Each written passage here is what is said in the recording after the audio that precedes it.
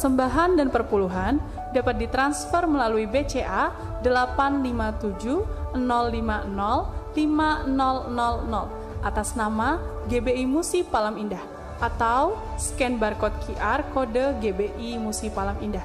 Tuhan Yesus memberkati. Shalom, selamat pagi Bapak Ibu Saudara. Senang sekali boleh kembali berjumpa dengan Bapak Ibu Saudara secara online dan juga secara onsite. Untuk kita boleh kembali berkumpul bersama-sama di dalam hadirat Tuhan. Menikmati segala kebaikan Tuhan, amin. Mari bersama-sama di pagi hari ini siapkan hati kita untuk kita boleh datang dan kita boleh dipuaskan dengan pribadi Tuhan. Biarlah kita bawa kerinduan kita, kita bawa doa kita di pagi hari. Mari tundukkan kepala kita. Kami datang ya Tuhan di hadirat-Mu saat ini ya Tuhan Yesus. Dengan segenap tubuh, jiwa dan roh kami ya Tuhan. Menyatakan di hadirat-Mu bahwa kami haus dan lapar akan Engkau. Karena itu kenyangkan setiap kami pagi hari ini dengan segala kebaikan-Mu Tuhan. Kenyangkan setiap kami di pagi hari ini dengan pribadi-Mu ya Tuhan Yesus. Biarlah kami boleh melihat ya Tuhan bahwa kebaikan-Mu, bahwa kasih-Mu selalu baru setiap pagi Tuhan. Engkau melimpahkan setiap kasih setia-Mu bagi setiap umat-umat-Mu yang setia ya Tuhan. Bahwa setiap kami ya Tuhan di pagi hari ini, untuk kami boleh menikmati hadirat-Mu, masuk ya Tuhan lebih dalam lagi menyembah-Mu ya Tuhan Yesus. Mari Bapak Ibu Saudara pagi hari ini, mari bawa angkat kedua tangan-Mu, mari sembah Dia. Mari datang dengan segala ucapan syukur-Mu, sebab Tuhan adalah baik dulu sekarang selamanya. Dia Allah yang tak pernah berubah, kasih-Nya selalu baru setiap pagi. Dia Allah yang baik, Dia Allah yang setia. Mari bawa kerinduan-Mu, mari bawa setiap doa-Mu. Oh, ini setiap kami Tuhan, ini setiap kami ya Bapa. Kami rindukan Engkau, kami rindukan hadirat-Mu lebih-lebih ya Allah.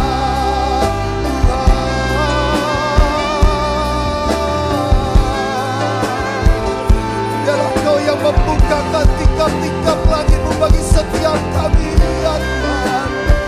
Kami siap ya Allah, kami siap ya Tuhan, kami siap ya Allah Tuhan. Haleluya. Kami datang ke hadirat-Mu di pagi hari ini ya Tuhan Yesus. Lebih lagi pimpin setiap kami ya Tuhan Yesus. Kami siap datang di hadirat-Mu ya Allah. Saat indah ku berhadapan denganmu,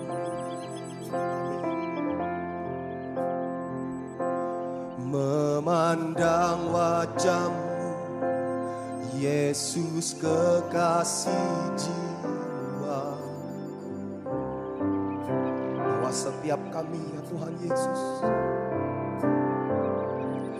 bawa daku erat dalam pelukan-Mu,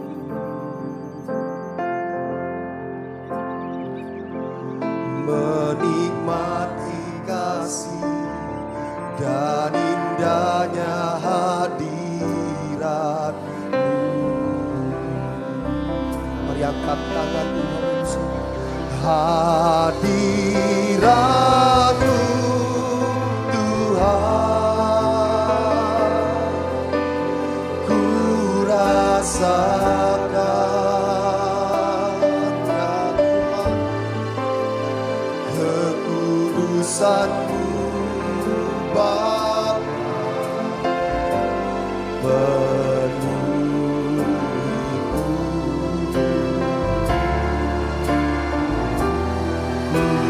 Rindu selalu diam dalam bait-Mu, menikmati kasih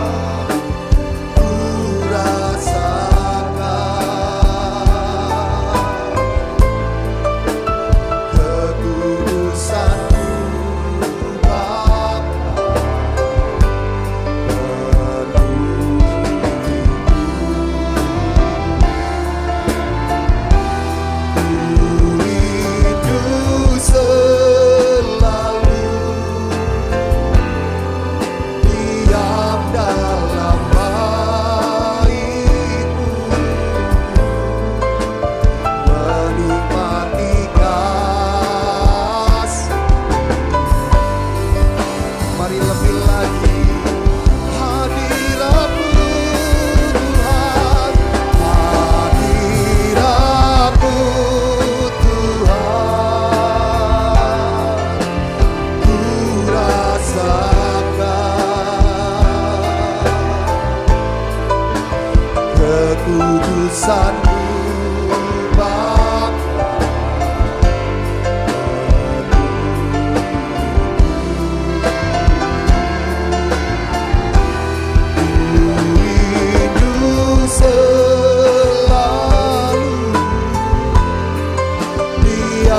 Dalam baik-Mu menikmati kasih. Mari di pagi hari ini angkat kedua tangan, mari datang kepadanya. Hadirat-Mu Tuhan, ku rasakan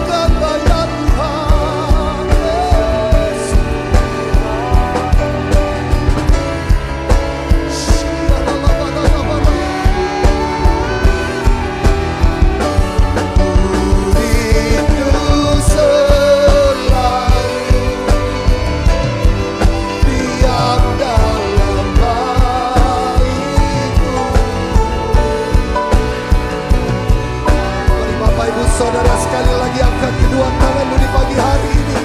Mari bawa rindumu, hadirat-Mu Tuhan, hadirat-Mu Tuhan, ku rasakan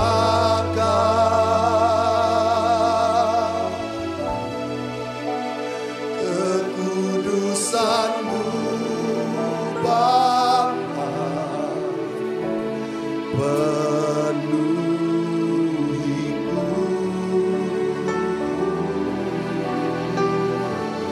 ku rindu selalu diam dalam baik-Mu,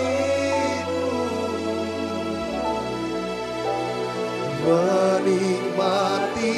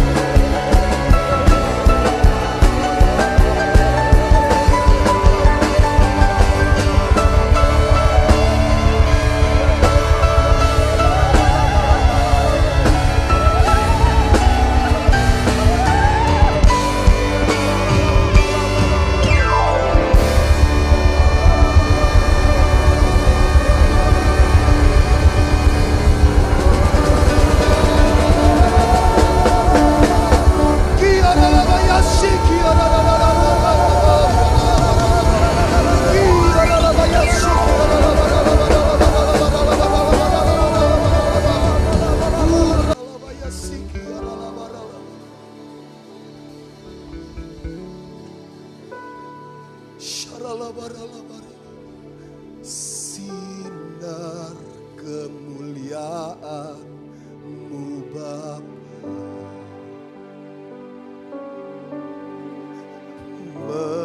memenuhi sekeliling.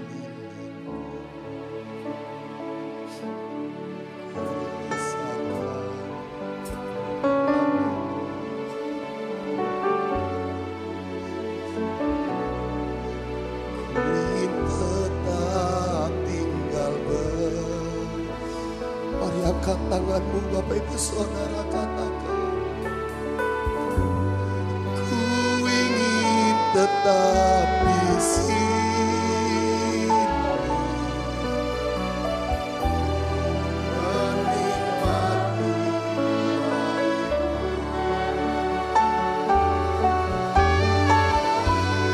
Ku ingin tetap di sini dan memandang indahmu. Oh, kami inginkan Tuhan.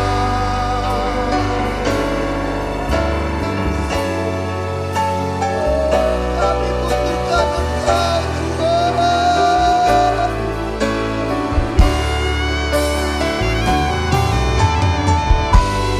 Ku ingin tetap di sini dan memandang indah. Mari lebih lagi bawa rindumu, katakan, ku ingin tetap di sini menikmati baitmu.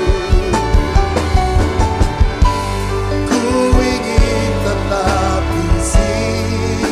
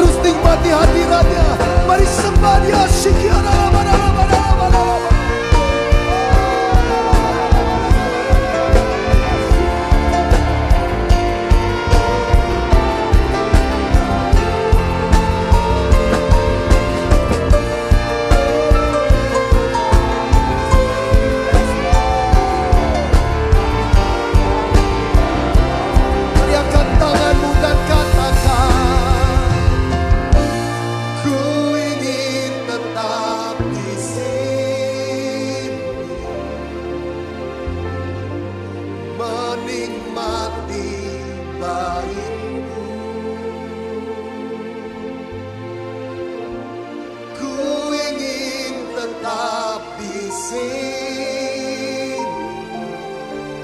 dan memandang indah wajah-Mu.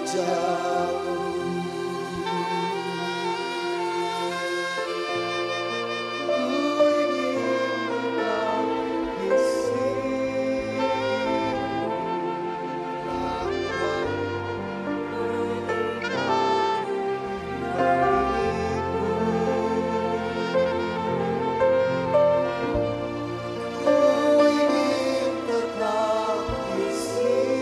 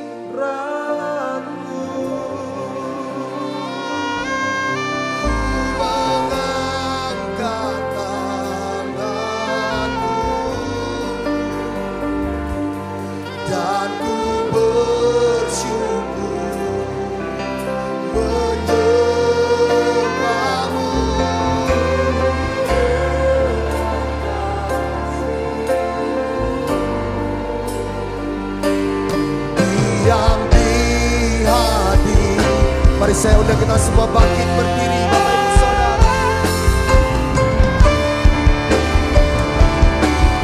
Rasakan kasih-Mu dan indahnya kudusan di dalam kasih-Mu. Diam di hati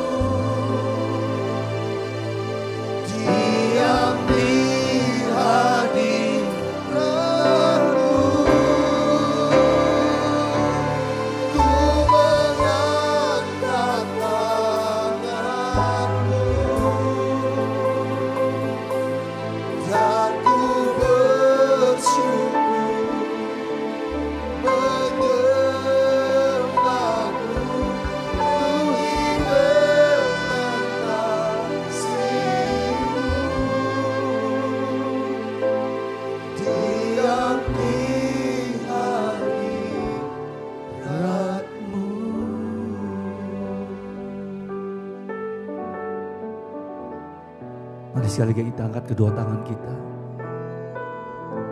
Mari kita sembah Tuhan sekali lagi.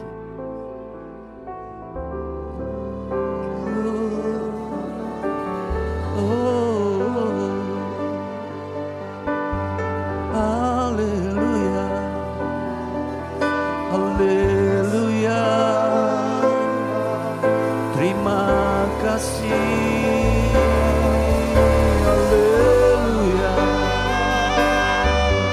haleluya. Engkau baik Tuhan, Engkau ajaib. Haleluya, haleluya.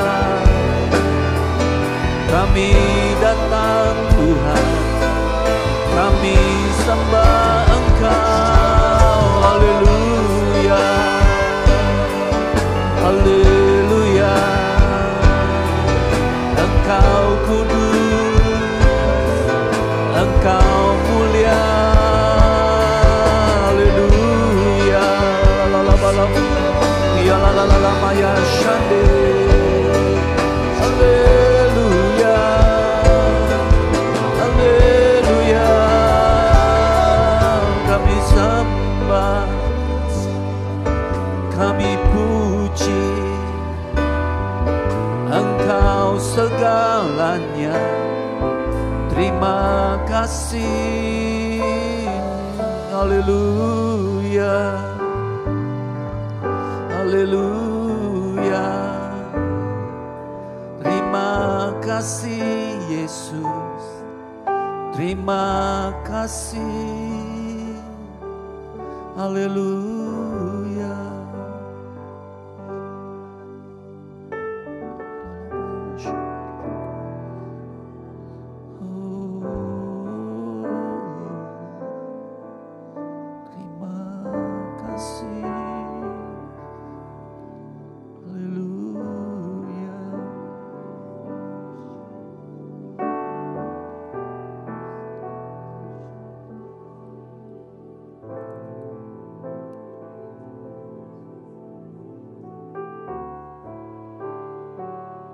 Kami mau bersyukur ya Bapa. Kalau hari ini kami boleh menikmati setiap kebaikan-Mu. Kami boleh menikmati kehadiran-Mu. Dan kami boleh menikmati anugerah-Mu dalam kehidupan kami. Terima kasih ya Bapa. Kami bersyukur kalau hari ini kami diberikan kesempatan untuk mendengarkan firman-Mu. Karena itu berbicaralah kepada kami anak-anak-Mu ini. Apa yang menjadi kerinduan-Mu, apa yang menjadi isi hati-Mu, sampaikan di tempat ini. Dan biarlah juga Engkau berkenan mencurahkan roh hikmat itu. Sehingga waktu kami dengar firman-Mu, kami boleh menjadi mengerti. Waktu kami boleh menjadi mengerti, kami boleh melakukan firman-Mu. Dan pada saat kami boleh melakukan firman-Mu, kami tahu Tuhan, Engkau sedang menguduskan setiap kami. Terima kasih ya Bapa. Terima kasih. Urapi kami yang mendengar, urapi kami yang berbicara. Sehingga waktu kami pulang kami sama-sama diberkati Tuhan. Terima kasih ya Bapa. Hanya di dalam nama Tuhan Yesus Kristus. Kita semua yang siap mendengarkan firman Tuhan sama-sama katakan amin. Sekali lagi sama-sama katakan amin. Kita mau kasih tepuk tangan yang paling meriah untuk Tuhan kita dan boleh silakan duduk Bapak Ibu Saudara terkasih. Sekali lagi shalom semuanya. Apa kabarnya? Semua dalam keadaan baik, puji Tuhan. Amin. Oke, hari ini kita sama-sama akan merenungkan firman Tuhan. Nah, sebelum kita merenungkan firman Tuhan, saya ada pertanyaan untuk Bapak Ibu Saudara yang terkasih. Menurut Bapak Ibu dan Saudara yang terkasih di tempat ini, apakah sesuatu yang gampang waktu kita berserah kepada yang namanya kedaulatan Tuhan dalam kehidupan kita? Sesuatu yang gampang enggak? Gampang enggak kita ngomong, aku berserah Tuhan? Apakah itu sesuatu yang gampang untuk kita lakukan, untuk kita ucapkan di hadapan Tuhan? Saya percaya enggak gampang. Bahkan ada orang pun kadang-kadang dia bilang dia berserah kepada Tuhan, tapi berserahnya tuh dengan keterpaksaan. Bukan dengan penyerahan diri. Nah, hari ini kita akan belajar tentang ada satu pribadi, ada satu tokoh di mana dia berserah kepada Tuhan dengan hatinya, dengan hati yang berserah kepada Tuhan. Karena itu yuk sama-sama kita buka di Kejadian 28 ayat 10 sampai 13. Kejadian 28 ayat 10 sampai 13. Kita akan baca sama-sama firman Tuhan ini. 1, 2, 3. Maka Yakub berangkat dari Berseba dan pergi ke Haran. Ia sampai di suatu tempat dan bermalam di situ karena matahari telah terbenam. Ia mengambil sebuah batu yang terletak di tempat itu dan dipakainya sebagai alas kepala lalu membaringkan dirinya di tempat itu. Maka bermimpilah ia, di bumi ada didirikan sebuah tangga yang ujungnya sampai ke langit. Dan tampaklah malaikat-malaikat Allah turun naik di tangga itu. Berdirilah Tuhan di sampingnya dan berfirman, Akulah Tuhan Allah Abraham, nenekmu dan Allah Ishak, tanah tempat engkau berbaring ini akan kuberikan kepadamu dan kepada keturunanmu. Amin. Nah, saudara terkasih, Yakub ini adalah salah satu daripada leluhurnya bangsa Israel. Dia adalah orang besar, orang luar biasa. Jadi kalau kita baca Alkitab itu kita akan mudah menemukan nama Yakub ini. Nah, tapi ada sesuatu yang menarik tentang Yakub ini. Nah, Yakub ini adalah seseorang yang kalau dia sudah punya keinginan, maka dia akan berusaha mendapatkan apa yang dia inginkannya. Dengan segala cara walaupun harus melanggar norma-norma yang ada. Jadi orang Yakub itu seperti itu. Ini sesuai dengan namanya. Nama Yakub itu artinya apa? Nama Yakub itu artinya menggantikan, melampau batas, cerdik. Bahkan ada yang menyebutkan arti namanya juga penipu. Jadi dia ini orangnya kalau pengen sesuatu dia akan berusaha mendapatkannya. Nah, perilaku ini terlihat waktu dia dilahirkan.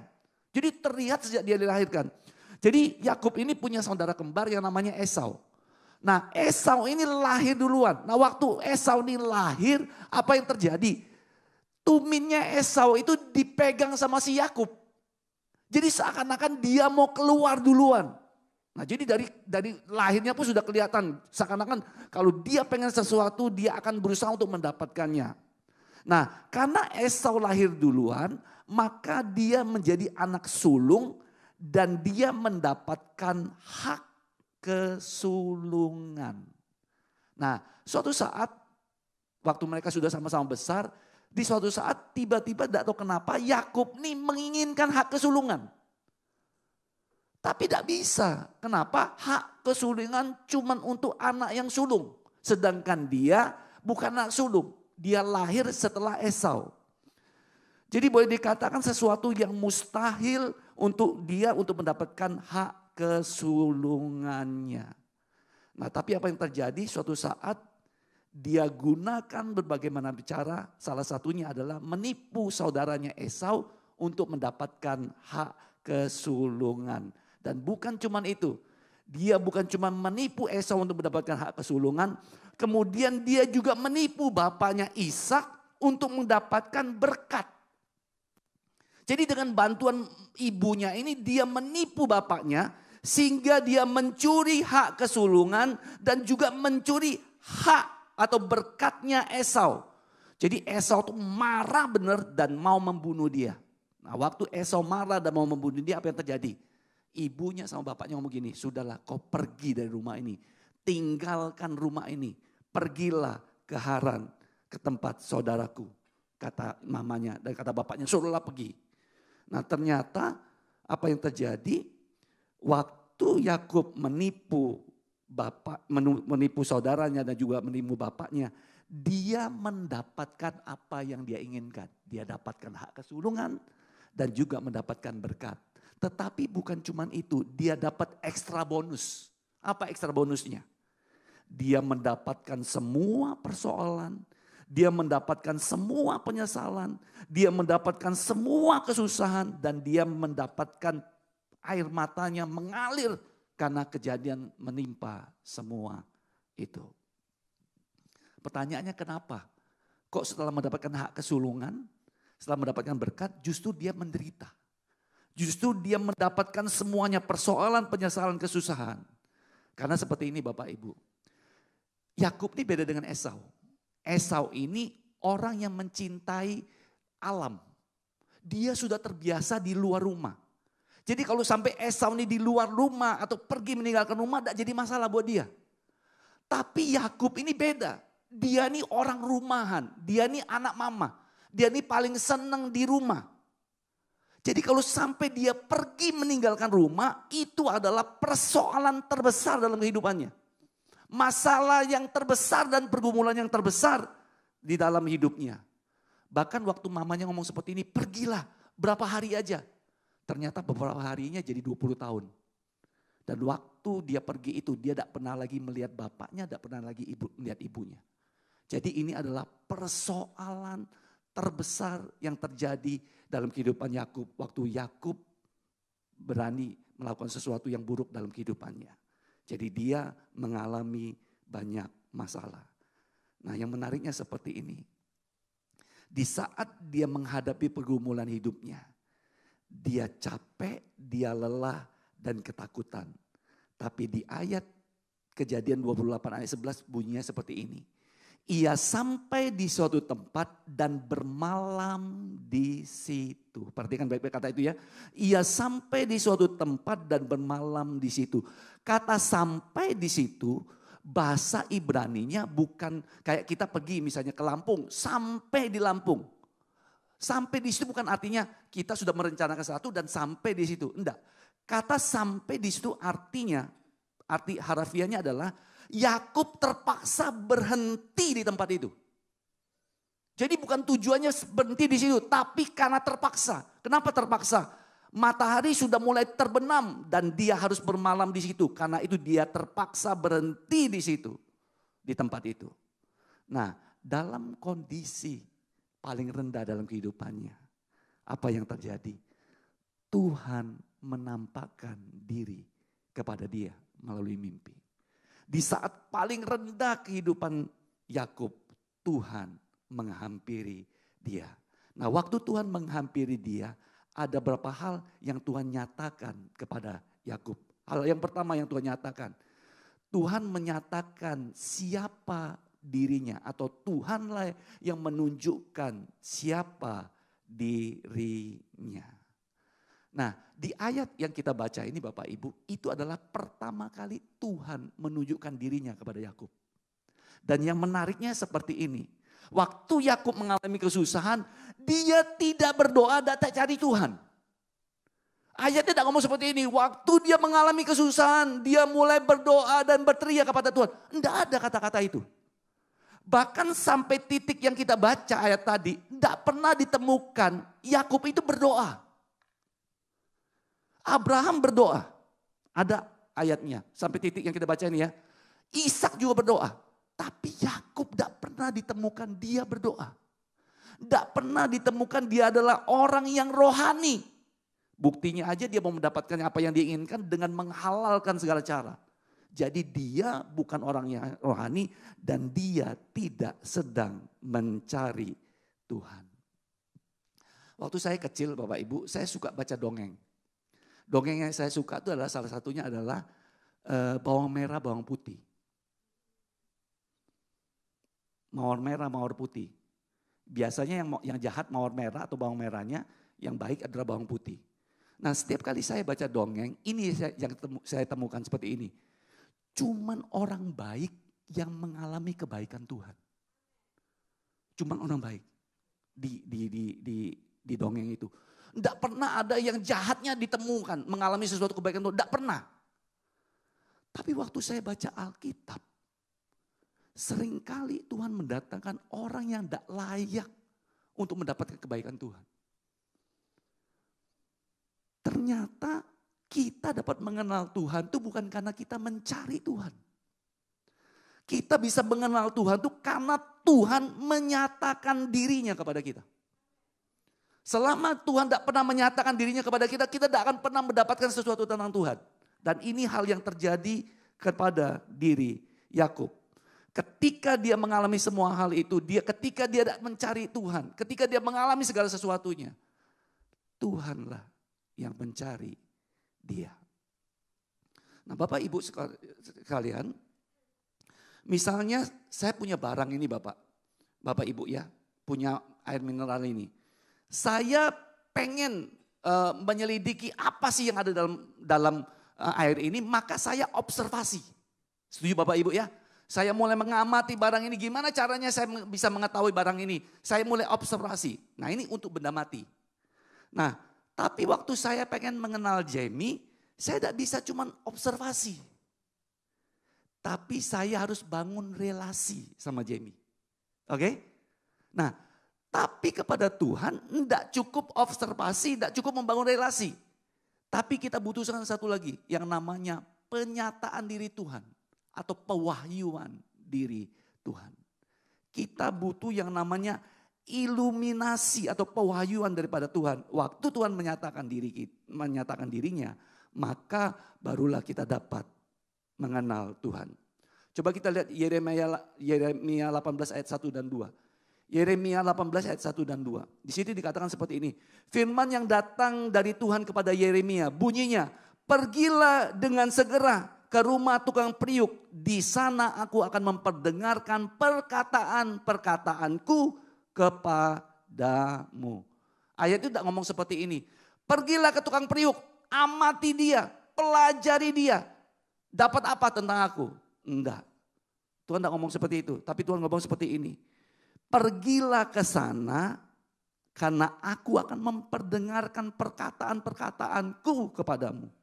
Aku akan menyatakan diriku kepadamu. Jadi kalau kita bisa mengenal Tuhan itu adalah anugerah Tuhan buat kita.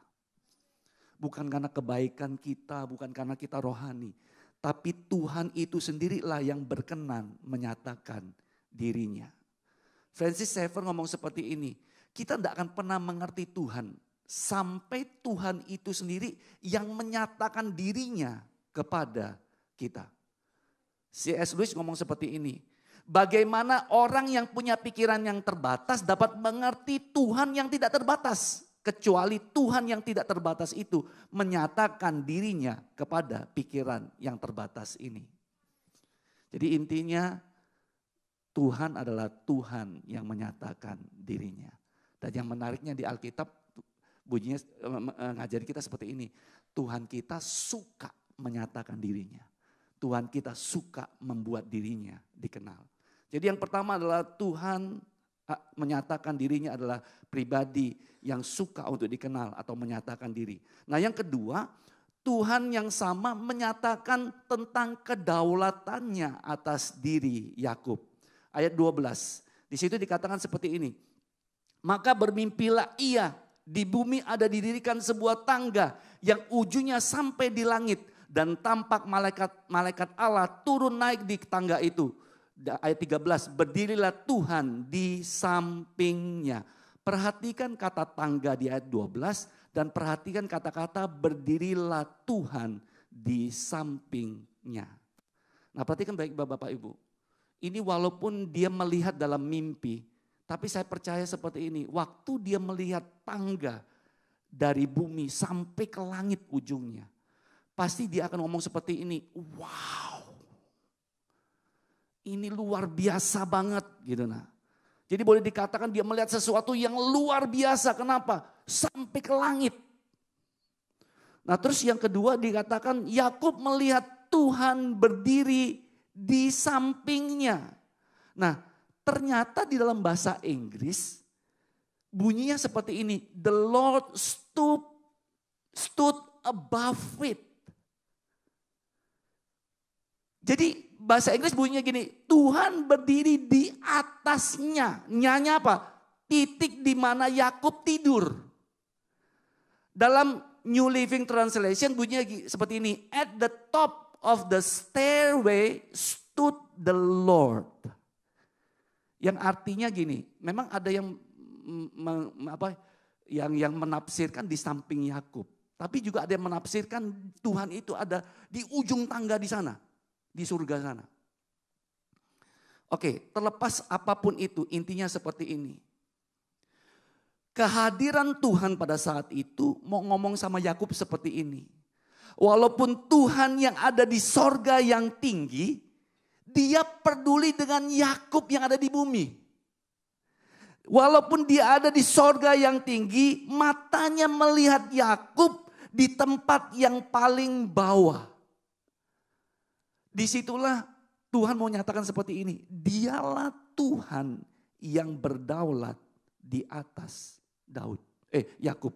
Dialah Tuhan yang berdaulat atas diri Yakub. Jadi berdiri di atas sesuatu yang lain menunjukkan otoritas. Tuhan berdiri jauh melebihi Yakub. Tuhan berkuasa, punya otoritas atas segala sesuatu. Dan Tuhan yang sama punya otoritas terhadap diri Yakub. Yakub berpikir seperti ini. Kalau aku mau sesuatu, aku akan berusaha mendapatkannya. Dengan segala cara. Yang artinya dia berpikir seperti ini. Aku bisa mendapatkan sesuatu yang aku ingini. Dengan usahaku sendiri, dengan kemampuanku sendiri, aku bisa mengatur masa depanku dan aku bisa melakukan semuanya. Ini pikiran Yakub. Tapi Tuhan mau ngomong seperti ini. Kalau kamu sampai ke titik ini dengan bertemu dengan Tuhan, itu semua anugerah Tuhan. Kenapa? Karena orang dulu hidupnya itu berkelompok. Orang dulu hidupnya berkomunitas. Kenapa? Waktu mereka berkomunitas, mereka akan saling jaga satu dengan yang lain. Jadi bisa aja kalau sendirian dia bisa ketemu binatang buas, dia bisa ketemu perampok, dia bisa mati di jalan. Apalagi Yakub bukanlah seorang pejuang loh. Yang pejuang tuh Esau. Esau tuh kalau dihadap dengan binatang buas dia akan melawan. Tapi Yakub enggak. Yakub anak mama. Jadi kalau sampai dia bisa bertemu dengan Tuhan di titik itu. Jadi perjalanan itu kurang lebih berapa kilo gitu ya. Dan dia ada sampai di tempat itu. Berarti ada Tuhan yang berdaulat atas hidupnya. Ada Tuhan yang menjaga, memelihara dia. Dan dia sampai ke tempat itu. Amin Bapak Ibu. Jadi yang pertama Tuhan ngomong gini, aku adalah Tuhan yang menyatakan diri. Yang kedua, aku adalah Tuhan yang berdaulat atas dirimu. Dan yang ketiga, dia katakan seperti ini, dia adalah Tuhan yang menyatakan kesetiaannya kepada Yakub. Ayat 13. Akulah Tuhan Allah Abraham nenekmu dan Allah Ishak. Tanah tempat engkau berbaring ini akan kuberikan kepadamu dan kepada keturunanmu. Perhatikan kata akulah Tuhan Allah Abraham, nenekmu dan Allah Ishak. Nah di ayat ini Tuhan mau ngomong seperti ini. Walaupun generasi berubah. Walaupun zaman berubah. Tapi kasih Tuhan tidak pernah berubah. Abraham itu kakek. Ishak itu bapaknya dia. Jadi beda generasi. Kalau sampai terjadi sesuatu di beda generasi, berarti ada sesuatu yang tidak pernah berubah. Dan Tuhan bilang gini, kalau aku setia kepada Abraham nenekmu. Kalau aku setia kepada Abraham bapakmu. Abraham nenekmu. Ishak bapakmu. Aku pun setia kepada engkau. Karena aku adalah Allah yang tidak pernah berubah. Maka sehingga apa yang dia lakukan? Dia berikan janji-janjinya kepada Yakub. Kita lihat. Pertama, dia berjanji akan memberikan tanah perjanjian. Ayat 13. Tanah tempat engkau berbaring itu akan kuberikan kepadamu dan kepada keturunanmu. Yang kedua, Tuhan berjanji akan memberikan keturunan. Keturunanmu akan menjadi seperti debu tanah banyaknya. Tuhan berjanji akan menjadikan dia saluran berkat. Olehmu serta keturunanmu kaum di muka bumi akan mendapatkan berkat. Dan yang keempat, Tuhan memberikan peneguhan bahwa dia akan menggenapi janjinya di ayat 15. Sebab aku tidak akan pernah meninggalkan engkau, melainkan tetap melakukan apa yang kujanjikan kepadamu. Bahkan menurut beberapa teolog, dia bilang seperti ini, janji yang Tuhan berikan kepada Yakub itu jauh lebih indah daripada Tuhan janjikan kepada Abraham. Kenapa lebih indahnya? Pertama, Abraham tuh dipanggil dari Haran menuju tanah perjanjian. Dari satu tempat ke tanah perjanjian. Nah ini Yakub sudah dari tanah perjanjian, dia keluar dari perjanjian menuju ke Haran. Nah sudah keluar, waktu dia sudah tinggal di tanah perjanjian, tempat yang Tuhan pengen dia tinggal situ, dia keluar gara-gara perbuatannya, gara-gara kesalahannya, gara-gara salah ambil keputusannya karena maunya dia harus keluar dari tanah perjanjian keluar. Ini artinya apa? Ini adalah langkah mundur. Bayangkan sudah mundur. Tuhan bawa balik lagi ke tanah perjanjian. Sampai segitunya. Sudah bikin ulah, kacau, buat semaunya. Tuhan tetap balikin ke tanah perjanjian. Terus yang kedua, waktu Tuhan bilang gini, aku akan memberikan keturunan kepada Abraham. Abraham sudah punya istri. Sedangkan Yakub waktu dijanjikan Tuhan seperti ini, belum punya pacar pun belum. Jadi berbahagia untuk para jomblo. Kalau Tuhan berjanji kepada Yakub, aku akan memberikan keturunan walaupun dia belum ada jodohnya. Kalian yang sama pun akan mendapat pengharapan. Tuhan akan berikan yang terbaik. Amin. Karena saya senang lihat wajah-wajah yang begitu ceria waktu dengar kata jodoh. Oke, amin. Jadi ini adalah Tuhan yang menyatakan bahwa dirinya adalah Tuhan yang menyatakan kesetiaannya kepada kepada Yakub. Perhatikan baik-baik, menyatakan diri, menyatakan kedaulatannya, dan menyatakan kesetiaannya. Waktu Tuhan menyatakan semua itu, apa yang terjadi pada diri Yakub? Dia mengalami ketakutan dan juga dia mengalami kekaguman akan Tuhan. Kenapa? Karena hari itu sebelumnya mungkin dia dengarlah daripada Abraham kakeknya.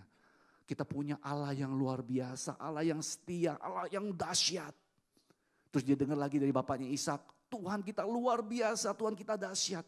Tuhan yang memberkati kita semua. Wah, dia melihat semuanya. Wah, puji Tuhan. Tapi tidak pernah alami. Tapi hari itu dengan mata kepalanya sendiri, dia melihat Tuhan menyatakan itu pada dirinya.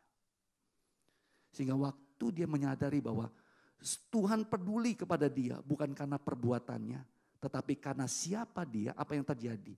Pertemuan dengan Tuhan merubah hidupnya dan iman percayanya. Taunya dari mana? Kita lihat.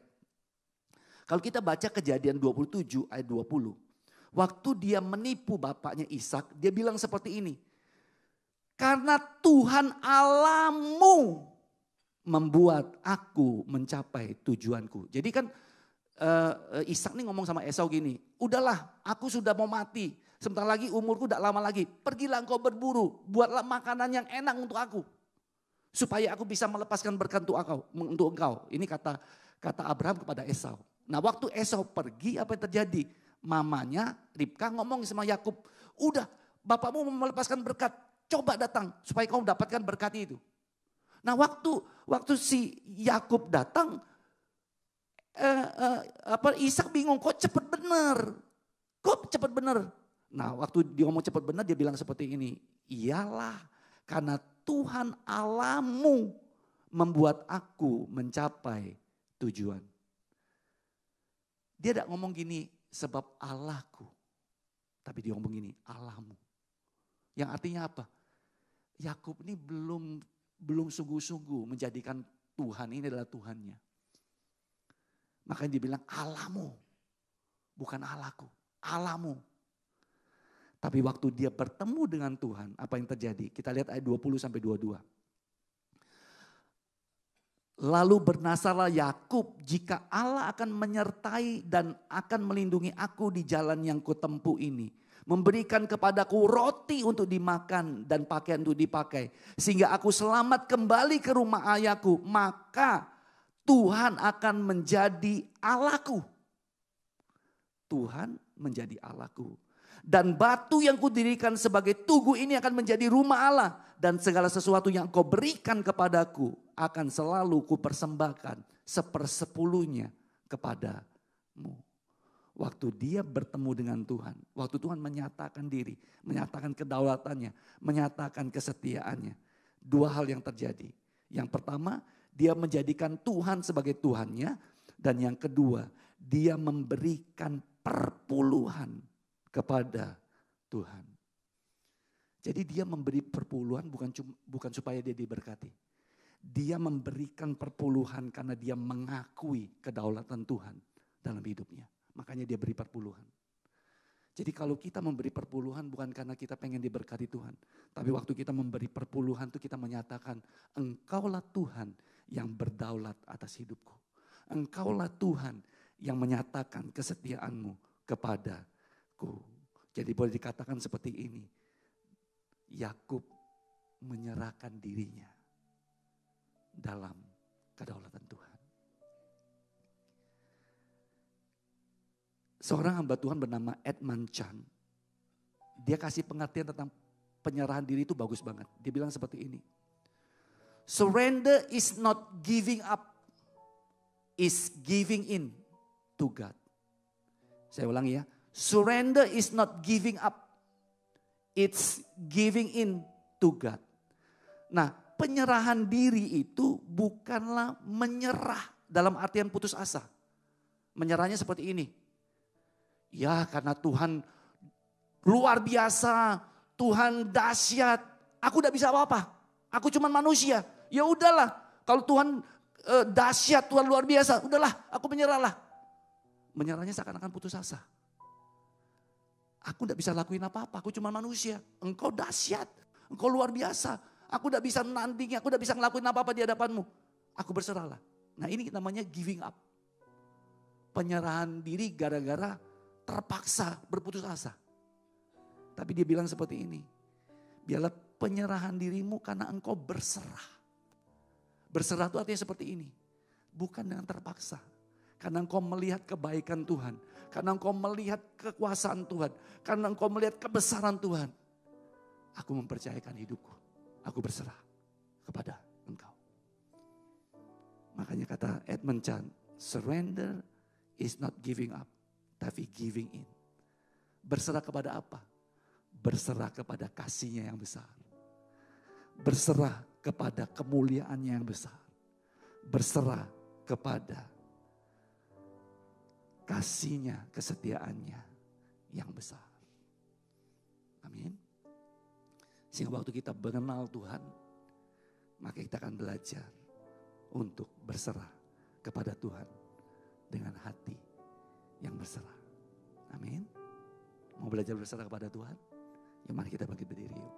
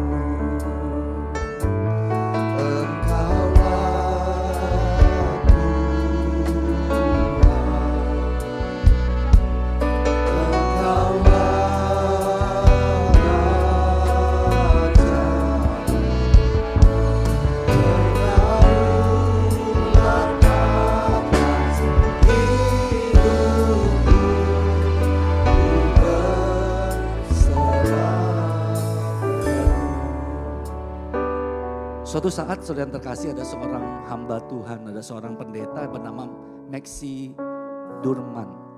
Nah Maxi ini cerita tentang saudara iparnya. Jadi saudara iparnya ini meninggal karena kanker di usia 43 tahun. Nah dia bercerita tentang Randy Morris ini, iparnya. Dia bilang seperti ini, setelah dia meninggal dia menemukan surat yang ditulis oleh Randy Morris ini kepada Maxi ini. Nah dia cerita seperti ini. Nah Maxi ini punya cara yang unik dalam waktu berdoa. Cara uniknya gimana? Jadi kalau dia masuk dalam doanya, dia membayangkan dirinya pergi ke satu tempat. Jadi ada satu tempat yang dia suka di suatu pegunungan. Nah dia bayangkan dirinya, dia pergi ke tempat itu. Setiap kali dia berdoa, dia pergi ke tempat itu, dia bawa pikirannya ke tempat itu. Waktu di tempat itu ada gazebo. Dia masuk ke gazebo itu dan dia membayangkan Tuhan hadir di situ. Dia ngobrol sama Tuhan. Jadi setiap doa dia bawa seperti itu. Dia bawa ke satu tempat. Dan dia membayangkan dirinya bertemu dengan Tuhan di situ. Dan itu adalah caranya berdoa setiap hari. Nah, sampai suatu waktu tiba-tiba dokter ngomong seperti ini. Kankermu kembali. Kamu kena kanker lagi. Waktu dia dapat semua itu. Dia marah benar. Dia kecewa benar. Dan dia tidak bisa berdoa. Dia tidak bisa berdoa. Sampai berapa waktunya dia tidak bisa terima keadaan. Dia marah sama Tuhan. Dia marah sama semua keadaan. Dia tidak bisa terima. Tapi tidak tahu kenapa di satu titik. Dia coba bawa dirinya ke tempat itu lagi. Ke tempat dia biasa berdoa untuk bertemu dengan Tuhan. Dia membayangkan dia berdoa bertemu dengan situ. Nah waktu dia sedang bawa dirinya ke sana. Tiba-tiba dia melihat dirinya tuh seperti anak kecil. Umur 5 tahun.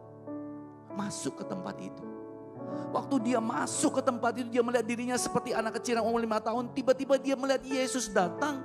Yesus cuma berdiri di hadapan dia, cuma buka tangan seperti ini. Dia lari ke hadapan Yesus, dia peluk. Dia menangis di situ. Dia marah, dia nangis. Tuhan kenapa? Dia nangis segala macam. Tuhan tidak ngomong apa-apa. Tuhan cuma peluk dia. Tuhan tahu apa yang kau sedihkan. Aku tahu apa yang kau sedang alami. Kekecewaanmu, kemarahanmu, kesedihanmu aku tahu.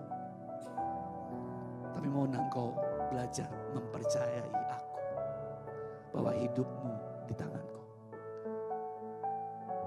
Kemudian dia bilang seperti ini. Kanker itu udah hilang, dia bilang. Akhirnya dia meninggal. Tapi waktu dia bertemu dengan Tuhan dalam keadaan seperti itu. Dia cuma ngomong seperti ini. Mulai hari ini aku hidup dengan 2 kata. Trust Jesus. Mempercayai dia. Amin Bapak Ibu Saudara yang terkasih. Dalam hidup kita banyak hal kita tidak bisa mengerti tentang keadaan yang kita alami. Tapi mau tidak hari ini kita belajar untuk menyerahkan diri kepada kedaulatan Tuhan. Kenapa? Karena dia Tuhan yang luar biasa, Tuhan yang baik, Tuhan yang setia. Dia tahu yang terbaik untuk kita. Dan waktu kita berserah kepada Tuhan, biarlah kita tahu hidup kita ada di tangan Tuhan. Apapun yang terjadi, Tuhan tahu yang terbaik untuk kita semua. Mari kita datang sama Tuhan.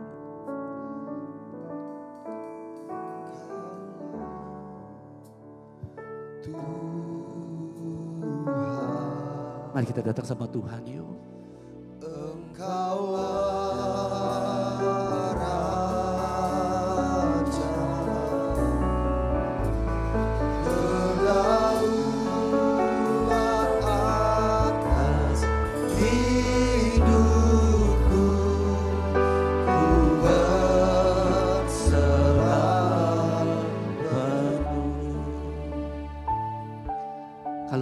Bapak Ibu yang hadir, baik hadir di tempat ini maupun secara online mengikuti semua ini. Kalau hari ini engkau mengalami sesuatu yang berat dalam hidupmu.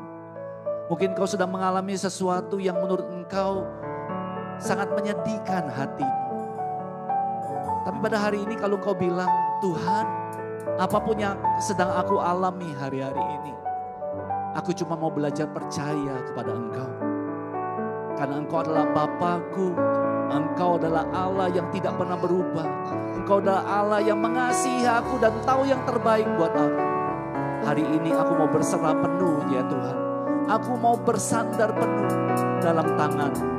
Dan jika itu doamu di hadapan Tuhan, kau boleh angkat tanganmu di hadapan Tuhan saat ini. Kau yang bilang, Tuhan aku mau berserah. Aku mau menyerahkan diriku.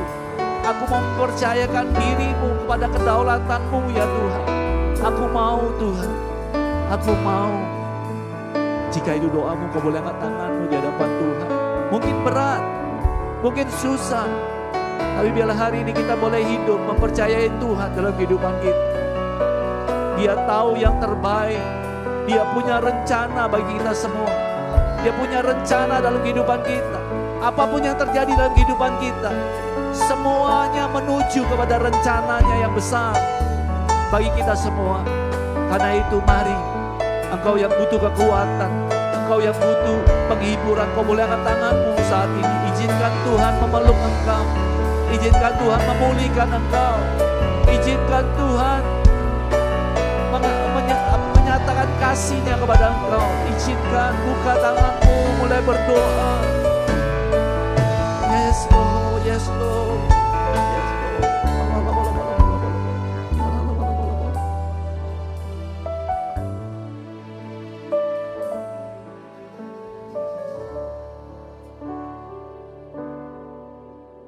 Bapak, pada saat ini kami seperti halnya seorang anak kecil ya Tuhan, yang mungkin lagi kecewa, yang mungkin lagi marah, yang mungkin tidak bisa terima satu keadaan. Tapi waktu kami melihat Engkau ya Tuhan Yesus, hati kami lega, hati kami dikuatkan.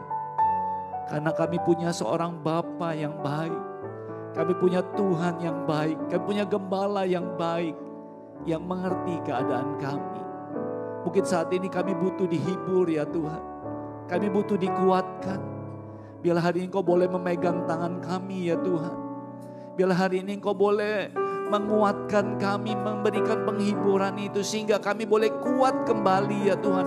Kami boleh bangkit kembali, kami boleh punya pengharapan lagi ya Tuhan. Kan Tuhan berdoa untuk setiap jemaat-Mu yang mengangkat tangan hari-hari ini. Mereka yang sedang mengalami kesusahan, mereka yang sedang mengalami kekacauan, mereka sedang mengalami satu masalah. Tuhan tolong, Tuhan dengar ya Tuhan, Tuhan hibur mereka semua. Kuatkan mereka ya Tuhan. Dan biarlah Tuhan dengar doa-doa mereka ya Tuhan.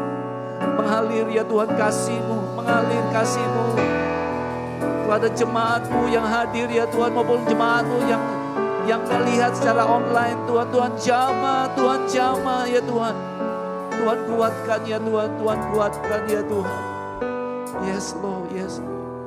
Dan biarlah Tuhan boleh menjawab setiap doa ya Tuhan. Terima kasih ya Bapa. Makasih untuk firman-Mu. Biarlah Kau boleh materaikan firman-Mu dalam kehidupan kami, sehingga boleh menghasilkan buah pada musimnya ya Tuhan. Terima kasih ya Bapa. Kalau sebentar lagi kami akan masuk dalam perjamuan kudus, bila Tuhan mempersiapkan hati kami masing-masing. Hanya di dalam nama Tuhan Yesus Kristus, kita semua yang sudah diberkati dengan firman Tuhan sama-sama katakan amin. Kita akan masuk dalam perjamuan kudus. Ada Bapak Ibu yang belum dapat roti dan anggur? Sudah semua? Kalau sudah, yuk mari kita siapkan hati kita masing-masing.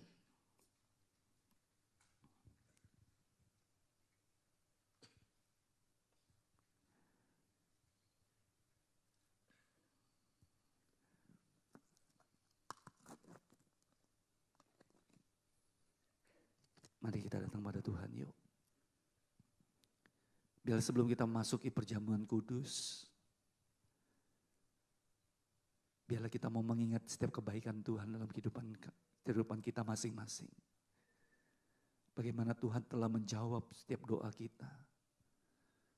Bagaimana Tuhan selalu menyatakan kesetiaannya kepada kita. Mari kita mengingat kebaikan Tuhan saat ini. Yes, Lord.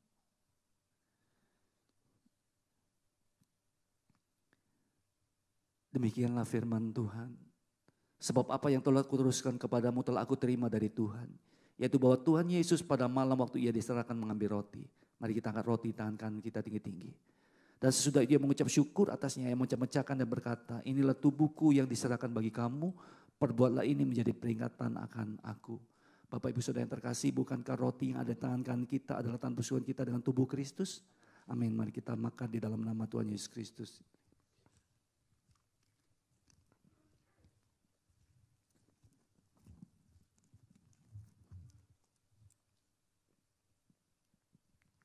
Mari kita angkat anggur tangan kanan kita tinggi-tinggi. Demikian juga ia mengambil cawan, sudah makan lalu berkata, cawan ini adalah perjanjian baru yang dimateraikan oleh darahku. Perbuatlah ini setiap kali kamu meminumnya menjadi peringatan akan aku. Bapak Ibu Saudara yang terkasih, bukankah anggur yang ada di tangan kanan kita adalah tanda persekutuan kita dengan darah Kristus? Amin. Mari kita minum di dalam nama Tuhan Yesus Kristus. Ya Tuhan